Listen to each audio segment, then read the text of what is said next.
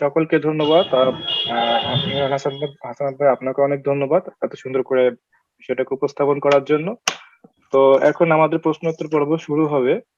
তো এখানে যারা উপস্থিত আছেন, প্রথমেই বলেছিলাম আপনাদের যদি কোনো প্রশ্ন থাকে আপনারা কাগজে টুকে দিতে পারেন, আর হ্যান্ড রাইজ করে আপনাদের প্রশ্নটা ইলাবোরেটলি ভাইকে জিজ্ঞেস করতে পারেন। তো আমার মনে হয় স্যার প্রশ্ন করবেন। স্যার, আপনি করতে পারেন। No, no, তোমরা প্রশ্ন করো, আমি করবো, but I think the students should come first. তো প্রথমে যদি কারো কোনো প্রশ্ন থাকে করতে পারেন।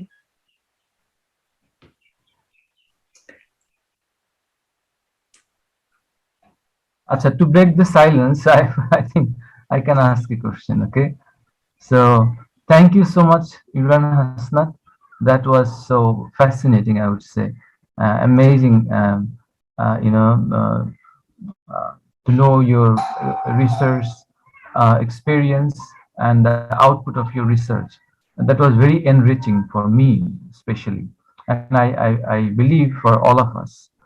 Okay. So my question is actually pretty basic. I mean, I don't know whether I missed that part of your lecture. Maybe you have already spoken about that. Just to make sure that I didn't miss, I'd like to ask you, while doing your research on, and collect that data from 27 embassies, um, did you really categorize the states in terms of political and military power, economic capacity, and social cultural norms, that really matters in international relations, Yeah. and their foreign policy issues, foreign policy making, and their international behavior. So, to what extent it mattered to you, and as you have already said that you are kind of a post-positivist, pro-post-positivist guy, a researcher. So I'm also, I have some sort of inclination towards post-positivism. So you have collected data from 27 embassies and you analyze that. That's sort of quantitative to a certain extent, right? Okay, Yeah. so and you had to, I think you had to use some sort of qualitative understanding too. Okay, so how did you actually reconcile between your liking for post-positivism and your actual research, which was basically methodologically kind of positivist? So I think there are two questions I've already asked. Okay, so Yeah, that's why and I'm making that's it. really Okay. Yeah. So go ahead. okay. So to answer your first question, like what factors did I take into account, like when selecting the countries and other stuff? So they are the list of the 30 countries that I chose the 27 from is basically from the soft power index. And the reason I took that is they have one of the most, I'd say, comprehensive ranking system when they rank countries in terms of soft power. So they have 6 sources of so they have 2 categories of data, some subjective data, some objective data, because when it comes to country perception, there's some objectivity, of course, and some subjectivity there is. So in their objective data category, they have things like culture, digital, education, engagement, their enterprise, which is their business sector and other stuff, and then also government. So what is the type of government and the government structure in general. But also there are the several subjective data. So it's a combination of taking some element from the what should I call it, like the how each countries are doing from like the UN database, and also collecting some subjective data by doing a survey. And I think the survey has 7 sub indices, and those are I believe about the cuisine, about tech products, about friendliness of the people and the country in general, their culture, their like export goods, especially luxury goods, like if something comes from there, their foreign policy. So how is their foreign policy? And especially their methodology, I saw that the questions they ask people to rate these countries on are based on how this like how good this a country's public it's not sorry foreign policy is for the like the global good and not just for selfish reasons.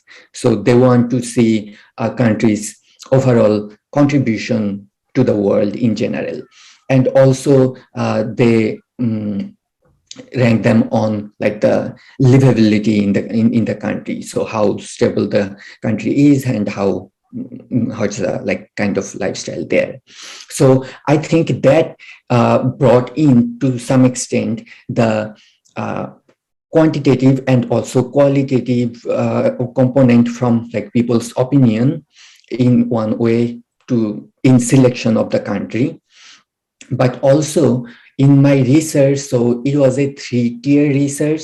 The first 2 tier was very purely quantitative, I would say, because this was basically counting the frequencies, putting them in different categories, basically a quantitative content analysis in a way. However, the comments and the replies that I collected from those posts that are from the people, those I analyzed qualitatively. So when I say qualitatively is that I did not take any theory to start with, but more took a the grounded theory approach. So where you really don't have a theory, but you start reading plain text and you start seeing different patterns and start putting them in boxes and come up with different of those. Let me pull up something quickly so that I can. This will be here. I can give you a little bit of like result on those. Like, I mean, it was a long process. I'm sure you can imagine, but what happened at last is that I found, so when I looked at like the qualitatively, when I looked at those comments from the people, firstly, I had about 50 to 60 categories, the initial categories that came up with, but that's too broad to go with. So I had to kind of like go through those over and over again and write down my rationale for combining 2 categories. And what I finally decided is that I want to categorize them in 4 areas. One was the like, what is the comment, like what is the content about? And then I looked at what is the sentiment. So when people are expressing their concerns or comments when they're putting, what is the sentiment there? And I also looked at the emotion that is expressed in those comments. And I also looked at those, like the type of comment. It's a broad category. I want to clarify a little bit about this. So for topic, it makes a little more sense that, I mean, it was the most common was the people, whenever there was something controversial, that's why people would comment most, and they would share a lot of controversy and challenge each other kind of getting into an argument. For the sentiment, what I saw that the people who write in comments mostly write when they have something negative to say. So there were very little like positive, and it was a compilation of. So when I started with this list, there was a lot of small segments that I finally decided that I am going to put it in a scale of negative to positive and neutral being in the middle in terms of sentiment. And in emotion, again, as you can imagine, starting from anger to depression, I had a huge list of I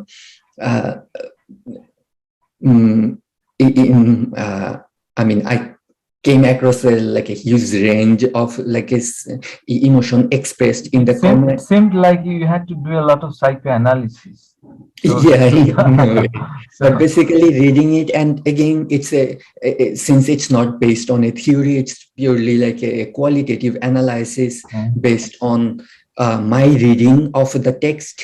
And I definitely wrote like my rationale why this is this one. But I mean, what I found is that again, and it goes kind of with the sentiment, the emotion and sentiment.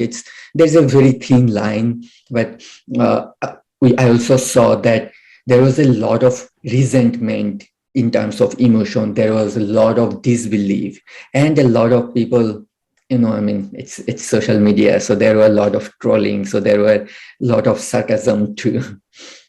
So this, I think, gave a additional strength to my study and kind of like separated it from just purely a positive study where I'm just counting how it is, but this explained like kind of the why aspect of this and to inform that in a way. Thank you, Imran. Basically, we all understand that there is nothing like absolutely or exclusively positivist or post-positivist. There must be some sort of basing, and I think we had to do that. And I understand, and it's a long, arduous process you had to go through. But we all like spoon feeding, so so that's why we're asking questions like this to get to the result in a direct fashion. So yeah, so thank you so much for your answer. Now I think there are some other questions. There's Tariqud asked on the chat, is public diplomacy a theory? Tariqud, so public diplomacy is not a theory itself. There are theories that talks about public diplomacy. So what public diplomacy is, it's basically a sub-discipline of international relations, or to be more exact, a subsection of diplomacy in general. But there are many theories about public diplomacy. So for example, if you think of IR, right? IR is not a theory. IR is a field, but we have theories like liberalism, realism, constructivism, all those different school of thought or areas that brings in different theoretical component to this. So public diplomacy is to some extent like that. It's not a theory by itself. There are other theories that deals with public diplomacy. Does that answer your question?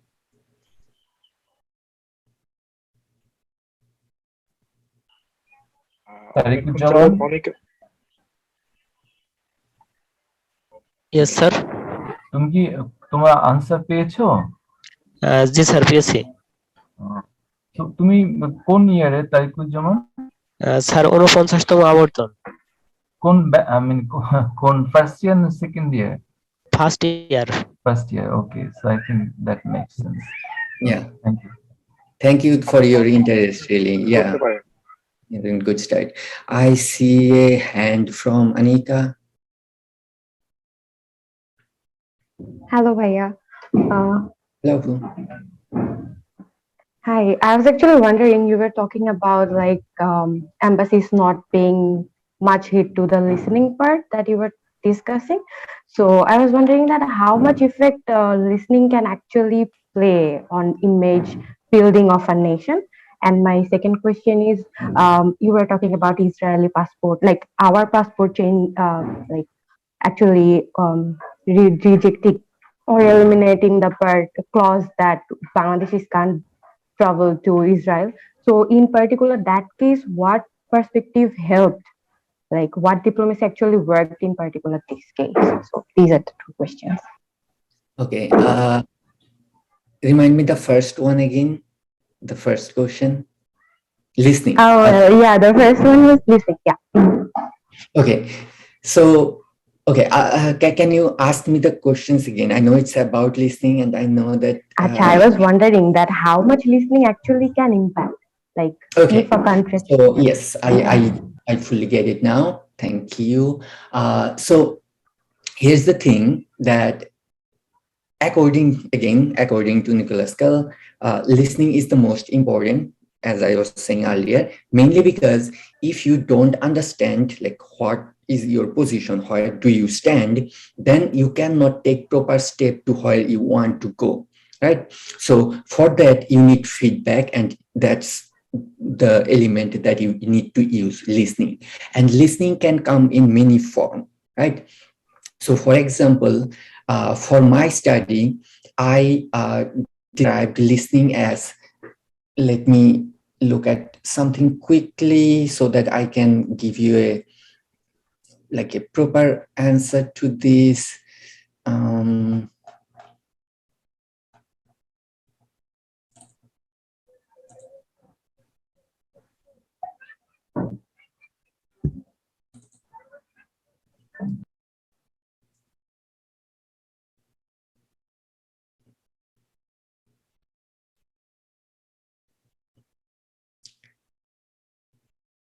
This is going to be hard to find. If I shared my screen, you will be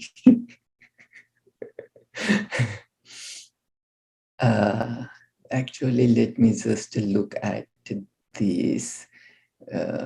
It's going to, okay, here, found it. So again, there's always some limitations, right? But however, for my study, I defined listening as that, like a public, defined it as an act, in this case, a C or corporate, an attempt to manage international environment by collecting data about like publics and their opinion, particularly about opinion.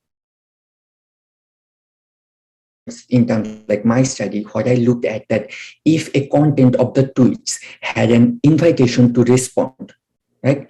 An invitation to respond to a questions or something, if they were asking something, not don't confuse it with the invitation to an event or something they are doing. But if they're basically asking question, inquiring, they're requesting for comment or feedback, those are like active listening, right? There are also polls. If there were polls, that was definitely a listening one. So one example that I can think of right now, like on top of my head, is that I remember that the British Embassy in DC had a lot of like question type tweets about different green initiatives. So you know that UK is one of the leaders in like green technology. So they had one tweet about asking like, do you think the driverless cars are safe? Sometimes they said that, do you think like, what do you call it? Like this transitioning to electric or autonomous vehicle can help us fight climate change. So they are directly asking for response about people. And why is that? Because when you get those responses, you can adjust your policy, like what is the people thinking in general. you can adjust your policy to that. So it is very important. However, to answer your questions properly, I must say that, as you can see, that my the listening I captured, it's active listening, right? They are asking questions or trying to find answers. It's not the passive listening, which might be a part of, let's say, someone from the embassy going through, reading all the comments and making notes about those. That can be listening. I doubt that they're doing it, but they can. And there are other ways to also just collect the data. Collecting data from social media, and you know that that's not a big deal. So collecting those data about the people and what other things they are into. So associations, those can definitely inform you about how you can it can inform you about how you can adjust your policy, or at least change the way you are sending out your messaging, right? Mhm. So I think that way listening it's really important, and they do it not just to the extent that one would expect. Yeah, I got the answer. Thank you.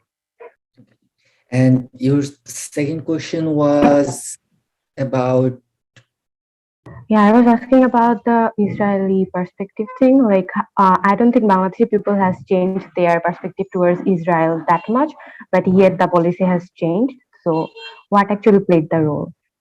yeah. So I would not. Here's the thing. I mean, and I'll have to be honest about this.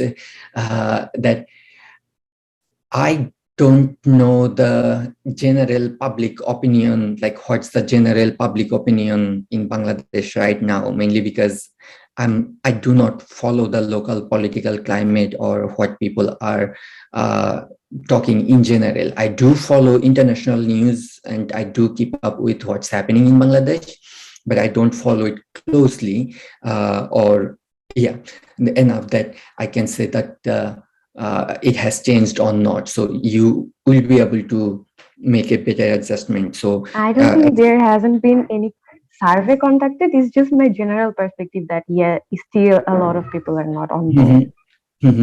What I would say is that I think there are two reasons. It's definitely a result of advocacy. There's no doubt about that. I mean, I can argue and yeah, with confidence that it is a result of active advocacy campaigns, right? So now, where did this advocacy happen?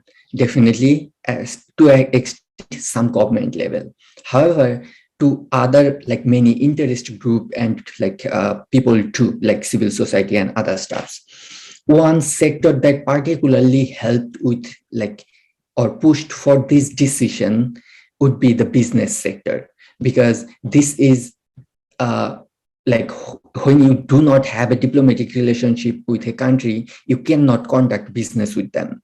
And Bangladesh, as you all know, I mean, the business sectors is growing. Like our businesses are doing really well in almost all sectors. Like we recently turned into a middle income country just because of how like oil are different, the growth that we are seeing in different industries. So there's, I think, a growing pressure from all this, I'd say the business community, and also to some extent, the pressure from like the other advocacy from other different countries to the government directly helped make this decision. I do not think that Israel had a chance to do a lot of public diplomacy directly in Bangladesh just because there was no direct relationship to begin with. But I am sure they were conducting listening at least. they knew that this is something where we need to work. And one of the first step is to establish a official relation, and so that we can work from there. So I think that's how it works. Yeah, thank you, bro. Thank you. Shariful Islam ইমনের একটা প্রশ্ন, তুমি তোমার প্রশ্নটা করতে পারো। ইমন, তুমি তোমার প্রশ্নটা করতে পারো। আমার যে কোশ্চেনটা আসলে ছিল সেটা হচ্ছে ডিজিটাল ইনফরমেটিক্স এর ক্ষেত্রে ফার্স্ট ওয়ার্ল্ড এবং থার্ড ওয়ার্ল্ডের মধ্যে একটা গ্যাপ রয়েছে। তো এই যে সেটা কি ফার্স্ট ওয়ার্ল্ড এবং থার্ড ওয়ার্ল্ডের মধ্যে কি একইভাবে কার্যকর হবে কিনা, এবং থার্ড ওয়ার্ল্ডের জন্য আলাদা কোনো সলিউশন আছে কিনা? It's definitely, you are definitely right that there is a disparity, like what I call it, like the kind of not,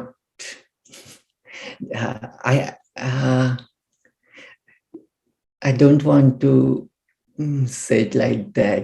It's more like a digital divide, like if that makes sense, that just because the first world has the most advanced technology and like higher capacity in terms of internet and other stuff, they can do a lot more with this than the third world countries or the developing countries can. However, I think it is a challenge to overcome, but the reason I don't see it as a major obstacle now, that in terms of when it comes to digital diplomacy or communication, we have the basic technology that we need. Yes, it would be better to have those advanced autonomous stuff that we can do using AI and other stuff. So we do not have that yet, but we have enough, I think, technological capacity that we can not, if not compete, at least can keep up with them. And one reason, one very clear reason for that is that if you look at, again, like the, again, I'm going to just use the example of social media, right? If we take that, I mean, most of the people,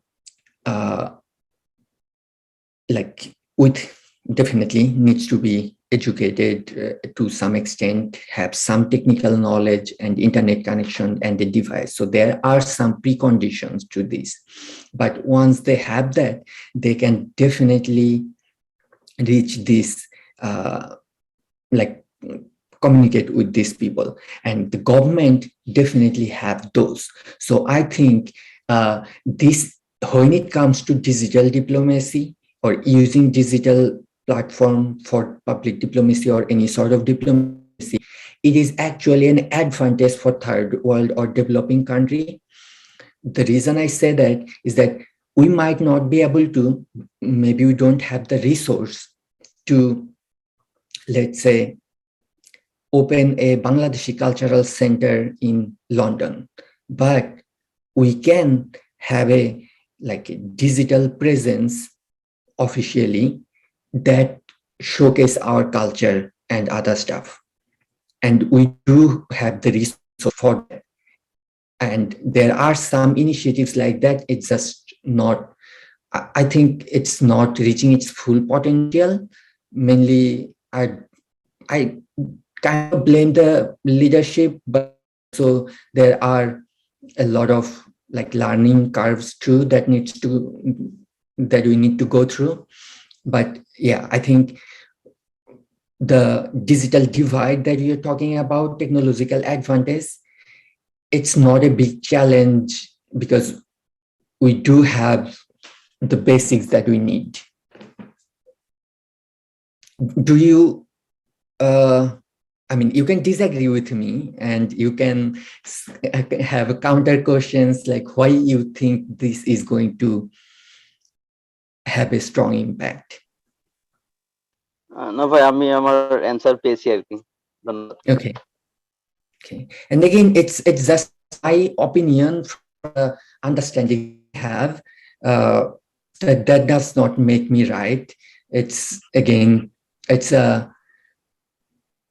from study of this discipline. I think the digital actually gives the developing country or country with less resource an advantageous position that they developed in the countries that they could not do with physical resources.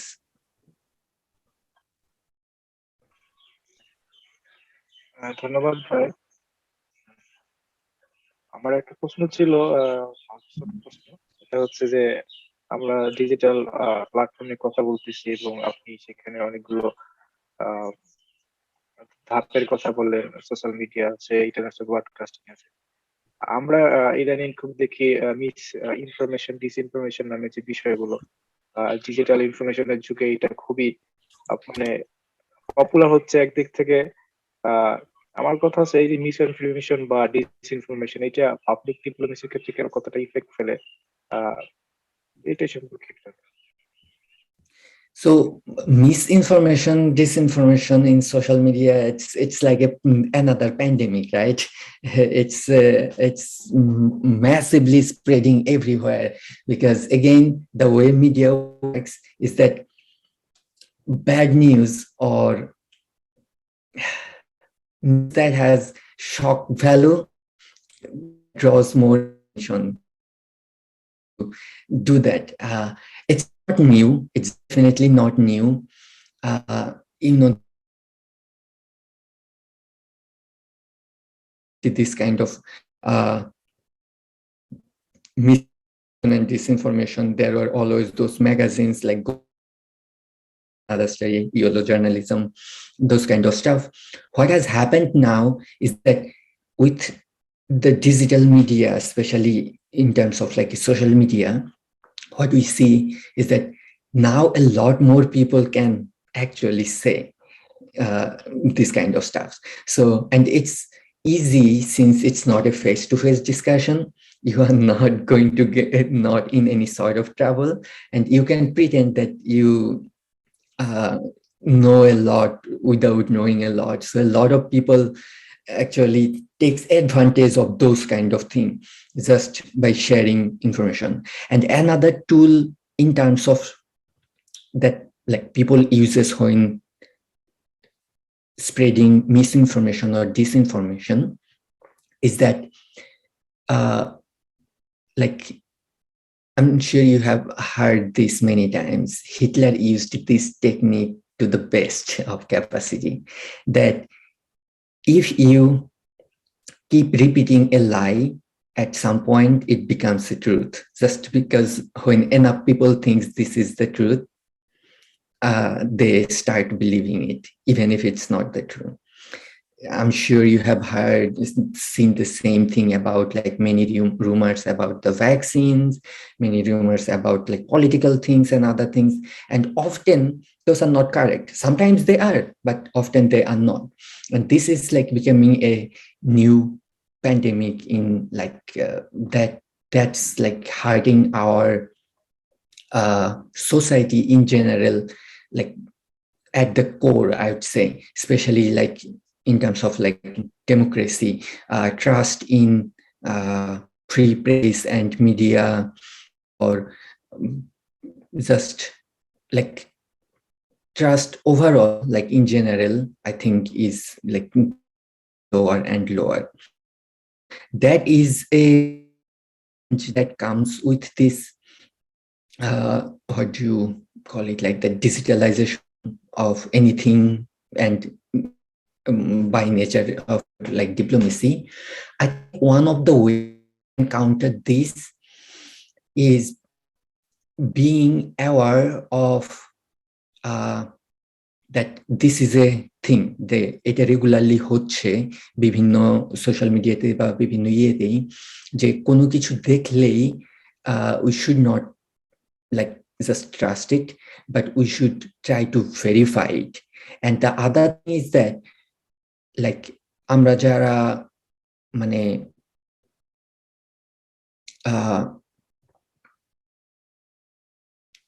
in a position that we can actually, like, by that I mean all of you, that in a position that you know that this is not right because you have looked into it and other stuffs and people are saying this is true, they do need to speak up and say that no, this is not correct, and don't just say this is not correct. Provide sources that look at this, here's my proof, and it's not just, you cannot just make up stuff, right?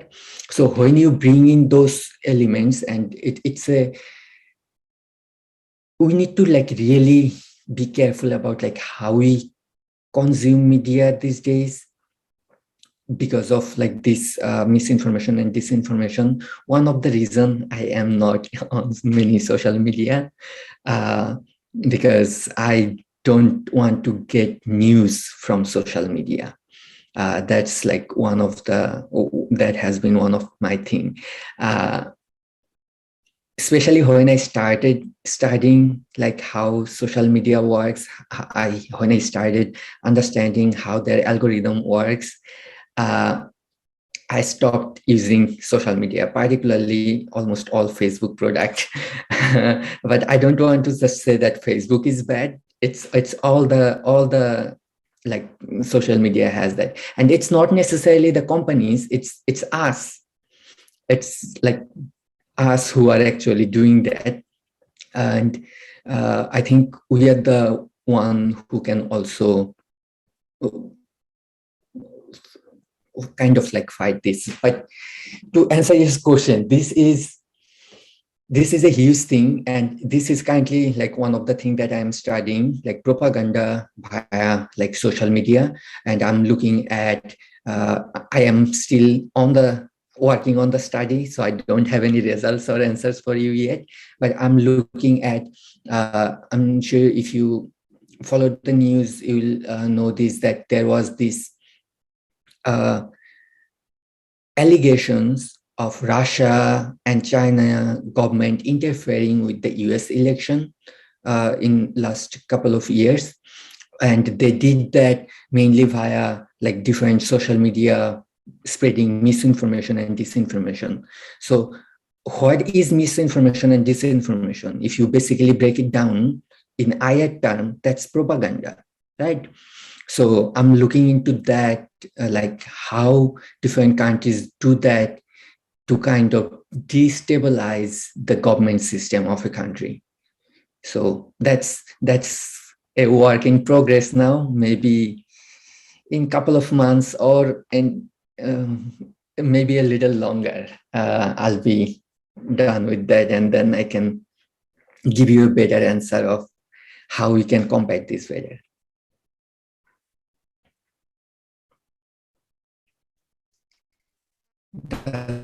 That to some extent answer your questions. I know that it's not an answer, but I just told you kind of. এই প্রশ্নটার সাথে আমার একটু যুক্ত করার কথা ছিল যে আমরা দেখি যে ফরেন পলিসি এস্টাবলিশমেন্টের ক্ষেত্রে মিডিয়া একটা বড় রোল প্লে করে, সেটা আমরা 9/11 থেকে দেখছি বা বিভিন্ন ইন্টারভেনশনের কথা থেকেও দেখি। তো আমার কথা, আপনি যে বললেন যে আমাদের অবশ্যই অ্যাওয়ার্ড থাকতে হবে সোর্সের ক্ষেত্রে এবং সেটাকে জাস্টিফাই করতে হবে, তো সেক্ষেত্রে দেখা যায় যে মিডিয়ার যে বিভিন্ন সোর্স গুলো আছে সেক্ষেত্রেও কিন্তু একটা সেখানে জনগণ হয়তো কোনো একটা সোর্সকে বেশি প্রাধান্য দিচ্ছে, অথবা সেটা আবার গভর্নমেন্ট থেকে প্রাধান্য দিতে দেওয়া হচ্ছে না, বা ওইটাকে আবার লিগালাইজ করা হচ্ছে না। তো এরকম একটা সিচুয়েশন তৈরি হচ্ছে যেখানে আমি মনে করছি এই বিষয়ে এইখান থেকে সোর্সটা কারেক্ট হইতে পারে, আবার দেখতেছি ওইটা অন্য জায়গায় ওইটাকে ভুল বলা হয়েছে। সেই ক্ষেত্রে যে ডিফিকাল্টি তৈরি হয়, এবং সরকারের যে একটা ইনভলভমেন্ট সেখানে তৈরি আছে কোনো একটা নির্দিষ্ট পার্টের ক্ষেত্রে, তো সেই ক্ষেত্রে পাবলিক টু গভর্নমেন্টের যে রিলেশন, সেইটাকে পাবলিক ডিপ্লোমেসির ক্ষেত্রে কোনো ধরনের চেঞ্জ আনে বা এফেক্ট করে। So that kind of is that is a really good question, and that's like a that's where kind of like the critical thinking portion kicks in. The reason I say that is that yes, there will be discrepancies between two sources, right? একটা source বলতে পারে যে এই আসলে এটা ঘটছে, আরেকটা source বলতে পারে না এটা ঘটছে।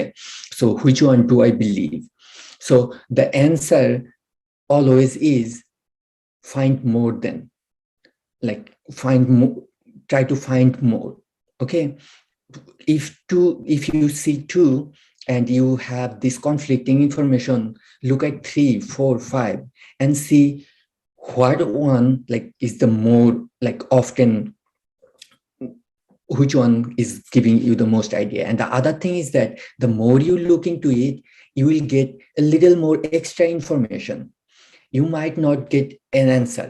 The thing might be, let's say you looked at 5 sources, 3 are saying this is correct, 2 are saying this is incorrect. That does not mean the 3 that is saying it's correct are correct. It can be just like you missed another source that has said it's incorrect, right? It can be the thing. But what will be the fact is that when you have the information from the 5, you will be informed enough to kick in your like the critical thinking part and understand what actually happened there, and you will be able to reach your own decision. And often the case is that none of the single source might be able to capture the whole like truth, like what it's happening. But looking at the overall, like so basically it's the cross check, like fact checking and verification.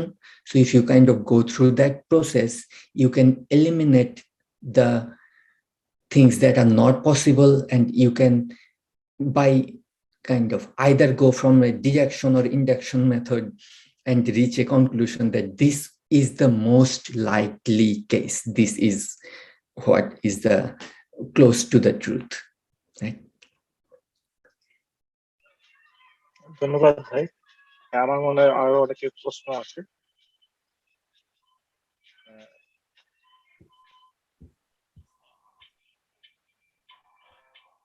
ভাই আমি ওইটার সাথে একটু যুক্ত করতে চাচ্ছিলাম যে আপনি যেটা বলছেন যে এখানে আমরা যদি আবার আমাদের চয়েসের ক্ষেত্রে যদি আবার গভর্নমেন্ট সেখানে কোনো ডিসাইড দিয়ে দেয় যে এটাকে পছন্দ বা তার কোনো একটা প্যারামিটার টেনে আনে যে এটাকেই আমাদের মানে ওইটাকেই তারা সত্য হিসেবে মেনে নিচ্ছে, তখন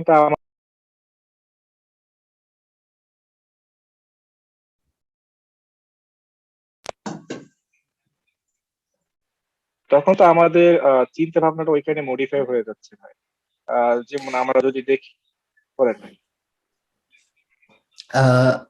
That is very true, and definitely the government always tries to manipulate media, right? Because it's for their own goal, and especially when you don't have a legitimate democratic government system. And I'm not saying that we do not have a legitimate democratic government system. What I am saying is that when the democracy, I mean, we are a new democracy, so we are improving definitely. I mean, we have still a lot of work to do, but the thing is, I mean, yeah, there's a lot of work to be done still. So there's often the chance that government will take a position that's favorable for them, right? That does not mean that's the one you should trust, right? Unless it's about like public health, public safety, those kind of issues, then I would say yes, trust government communication. But I think as an educated citizen of the society, you should always like think critically and ask like what's the motivation behind this, and what can be other potential reason that's causing this, what do you call it, like causing this them to support this or that one. So I think that's up to kind of us in a way that like what information we believe. And also one really important thing about this is that we often, without knowing, get stuck in a bubble, the information bubble or knowledge bubble. And that is really, really bad for like anyone in any sector. Because here's the thing, that I might have friends or like people that I get news from, or I read a specific newspaper and sources, and that's all the information I get. And that might put me in a bubble, and I might think of like create my own perception about like other people that might be not true. So that's definitely not a good thing. So it's always like being self-critical, asking the critical question that is this right, and kind of if so, why? And I mean, and also like kind of why not? And also kind of like playing devil's advocate with yourself, like what if I'm wrong and this is the case, and also looking into that. ধন্যবাদ So, ভাই। yeah, thank you. I quickly want to say in the chat, I shared a link that will take you to the,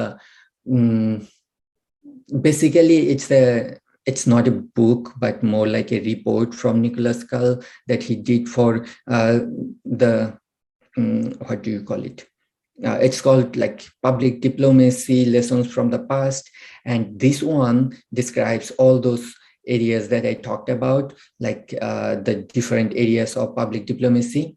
So they also recently added psychological warfare as a part. So I haven't talked about that because that was not part of my study, but it will be helpful if you're interested to look into that. But yeah,